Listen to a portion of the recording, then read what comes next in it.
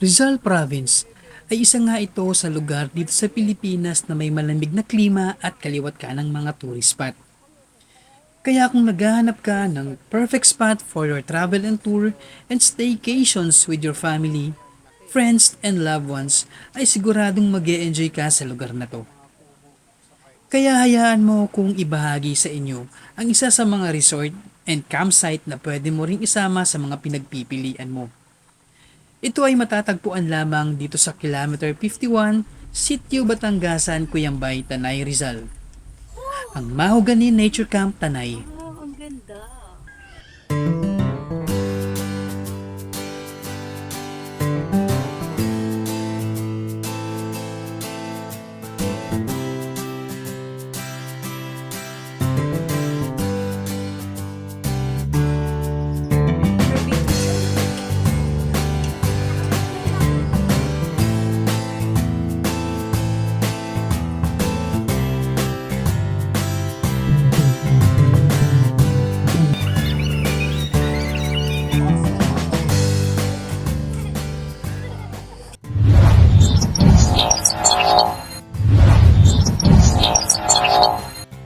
Ayun mga lods, dito nga pala tayo sa Mahogany Nature Camp Tanay.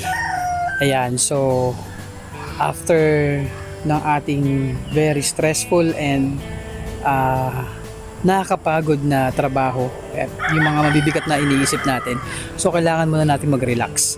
Tara, silipin natin. Let's go! Mahogany Nature Camp Tanay, ito yung kanilang entrance. Ang laki. Laki ng kanilang gate. And parking area. Ayan. So parking area nila mukhang kayang mag-accommodate guys ng 1, 2, 3, 4, 5, 6, 7, 8, 9 mga 15 vehicles to. So approximately mga 15 vehicles to.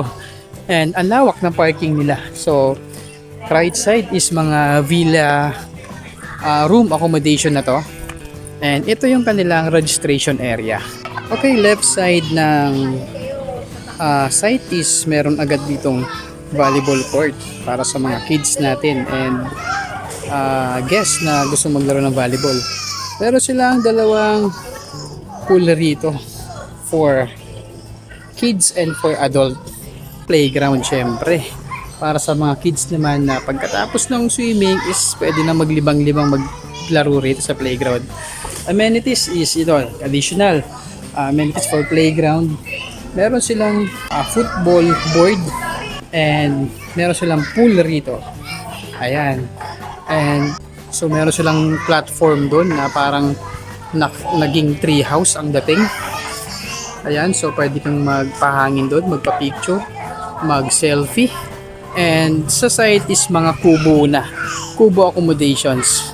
Ayan, so and also marami pang mga rooms doon, mga private rooms. Titignan ko tong area na to, kung pwede siyang event place.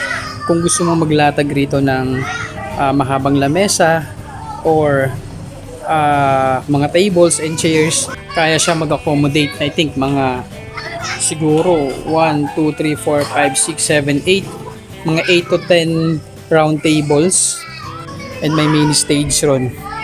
Diba? So for birthday occasions, reunions, gatherings, binyagan, pwede, diba? So kaya mag-accommodate ng mga 80 to 100 packs siguro kasama tong labas na part. Ang dami pang mga kubo sa part na yon. O, diba? And dito may swing para sa mga kids na gusto magpahangin rito. O, di ba? And may part rito na mala terrain. Ayun. Ano pala yung basketball court nila. So, puntahan din natin yan. Pababa lang to. Half court siya. And guys, actually pwedeng magdala ng mga pets rito. Ayun, may dala silang aso ron. Tsaka ito, si kuya. May dala ring aso. Pet friendly ang place na to. So guys, ito nga pala yung kinuha nating room. So Villa 5 yan. So mamaya silipin natin yung loob niyan. And beside of it is meron siyang pool na agad rito. So 4 feet yung lalim ng pool na to. Tabi ng pool is merong ditong trampoline. Ayan, so mamaya malamang pupuntahan din ng kids yan. So yun nga guys, so may mga native na baboy doon and mga chicken. So napaka pet friendly nga yung lugar na to.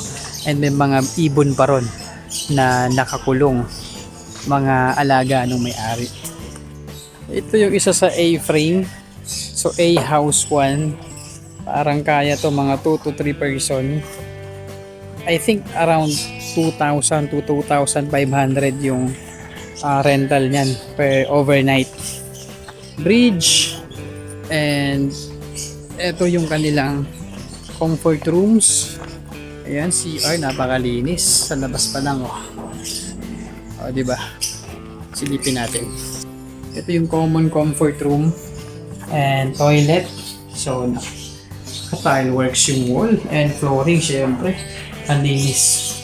Meron siyang lababo sa labas. Ayun yung mga ibon. Hello! Ayun guys, so may mga swing. Ganda ng mga swing rito. Ang daming swing. Kahit saang area parang meron. Bukod sa mga upuan nandun. Ay nandun pa. Dito naman na part is may malaking event area. Ayan, so may mini stage doon. Andito yung kanilang table tennis and billiards. May dart board pa pala doon, 2 peraso. So pwedeng mag-darts doon. So as far as I know, libre lahat nung kanilang amenities. Maliban lang sa billiards. I think 100 per hour. Okay, so dito ang laki, malaki yung event place rito. Ayan, so ang ganda pa ng ang ganda ng design or ang ganda ng surroundings rito. May mga halaman sa gilid. Ayan, naka fully tiles yung floor. And may bubong syempre. May design pa sa kanilang ceiling. So mga artificial flowers and maganda yung lightings. Alright. And syempre, selfie tayo rito. Ayun nga pala si Corey. So paki-support and subscribe niyo yung channel niya ha. Alright. At the back of the event place na yon, merong comfort rooms na naman rito. So toilet and shower for female and male. Ayan. Ilang door to? I think 3 guys. Fully tiles yung flooring and wall. Ayan. So ganda, ang linis. Grabe. Sa lahat ng napuntahan nating camping site or accommodations, overnight accommodations, ito isa to sa pinakamalinis talaga. Sobra. Ito, mayroon silang bonfire dito. Not sure kung merong rental yung gamit para sa bonfire, pero ang importante meron, di ba?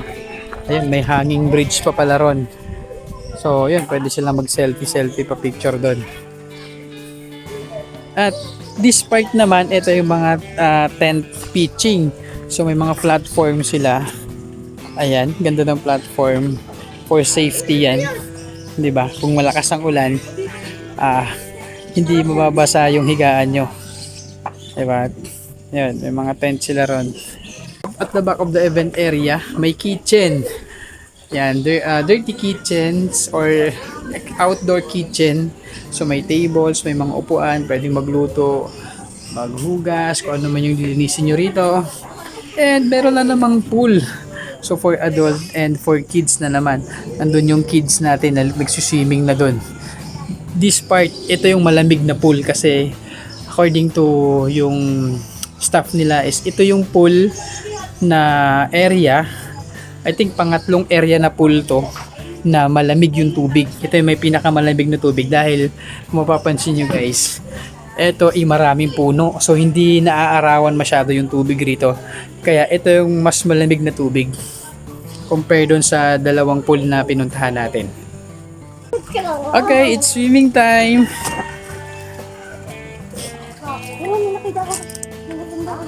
Ang dami pa rin mga swing dito. Ayan. And itong part na to. Ayan, the rest puro ano to?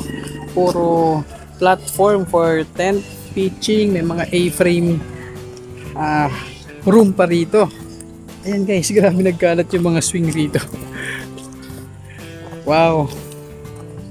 Ayan, oh, gumagalaw yung mga swing. Oh, kala mo may tao. May mga kubo ron. And sa part naman doon is merong platform naman doon na 3 deck. View deck pala kung tawagin yan. Heart shape na design. Pwede kang mag-selfie. Wow! Okay, so daming swing. Ito, may swing na naman. And meron silang platform bridge type rito. So view deck, papunta sa view deck. Ayan, mukhang highway yun nandun. Maraming sasakyan na dumadaan. Akit tayo rito. Oh, may mga upuan sa gilid. And ano bang kita rito? Kita yung yan, puno ng kawayan and part of the mountains. Nandyan. Ayan. Oho. So akitin natin yon pag may kasama tayo. Para makapagkuha ng maganda picture. So guys, sa part na to, ayan, kubo number 6. And nandito yung kanilang hanging bridge. Ayun, so maximum of 5 persons at a time. Kaya siguro talaga tinawag na mahogany nature camp. Kasi ang daming punong mahogany talaga. Oh. Kaya sobrang lamig dito. Kapag sa gabi siguro talaga at madaling araw. Ayun, so finally, mukhang kompleto na yung ating ikot. Kaya puntahan na natin yung ating room. Alright. So, this is villa number 5. So may table sa labas and may swing. Bawat villa ata may swing. May halaman sa gilid, may sariling ihawan. And syempre, outdoor part na kitchen. So may sariling lutuan. So may cabinet. Ayan, so may sariling sink and refrigerator. CR part. Ayun. So same with yung other comfort rooms na napuntahan natin. Fully tiles yung wall and flooring. Ang linis ng toilet bowl. May sariling sink and mirror. O, di ba? Corey's TV. Ngayon na ulit nakapag-vlog. Sobrang busy. Okay, so check natin yung water. Yung gano'ng malakas. Ayun, oh. Lamig. Flash. Yun. And ito naman sa sink. O, di ba? The best. Okay to, guys. For me, as far as we check yung amenities and yung inclusion ng ating in-avail na accommodation, so we can rate it as 10 over 10 perfect. So puntahan mo natin yung room. Ayan, so syempre may sariling susi. Ayan. And ito, villa number 5. May signage dito. In this kitchen, the secret ingredient is love. O, di ba? Tingnan natin kung masarap yung luto na yun. Yung love na yun mamaya. Okay guys, charan! So, nakapaglagay na kami ng gamit namin kaya medyo may konti ng kalat. Pero ito yung bed 1 and bed 2. So, same size. May furniture na lamesa ron. Signage, curtain. Hindi lang siya air condition dahil according to the owner naman is yung mahogany camp, nature camp is malamig na lugar.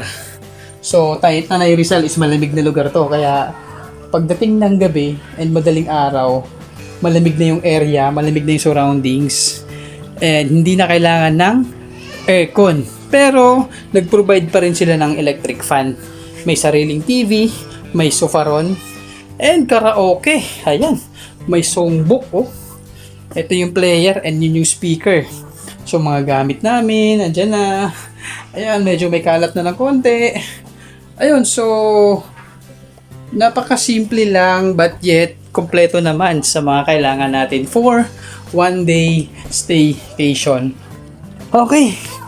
So, ano pa ba? So andun yung pool sa kabila. Ayun yung swimming pool na 4 feet din, malaki din siya. So mamaya dyan tayo mag-swimming kasi malapit-lapit lang. And nandyan pa yung araw kaya hindi siya ganun kalamig compare dun sa pinuntahan na pinagliliguan ng kids kanina. So guys, villa number 5, nakuha natin to for as low as 3,500 pesos. Ayan, so para sa akin murang-mura yon sa mga napuntahan kong ibang accommodations. Nasa tapat lang natin yung parking kaya safe na safe. Kita-kita natin yung mga sakyan natin. Andun yung registration area. Playground nandun. Andun yung view deck na isa. Okay. Alright. Ay, hiningal ako.